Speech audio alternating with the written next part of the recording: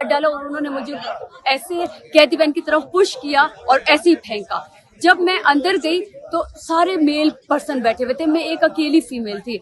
मतलब मैंने पहले ये कभी नहीं सुना था कि एक कैदी वैन में मेल और फीमेल दोनों को रखा गया है। चले वो भी ठीक है, हम लोगों को बंद कर दिया। उसमें वकला भी थे, हम टोटल 17 लोग थे, जिसमें 4 वकला थे, 2 बच्चे थे, हम 4 फीमेल्स थी और बाकी हमारे साथ वर्कर्स भी थे। फिर उसके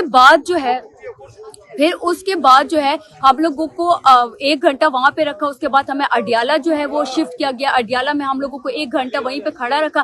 फिर उसके बाद हम लोगों को जाके जीटी रोड पे रात के 3 साढ़े 3 बजे का टाइम था और हमें जीटी रोड पे उतार दिया था। मुझे बताए, अगर आप लोगों ने गिरफ्तार करना था ठीक है, गिरफ्तार करते, थाने में पेश करते, सुबह जिस तरीके से पकड़ा था थाने लेके जाते, हमें छोड़ते।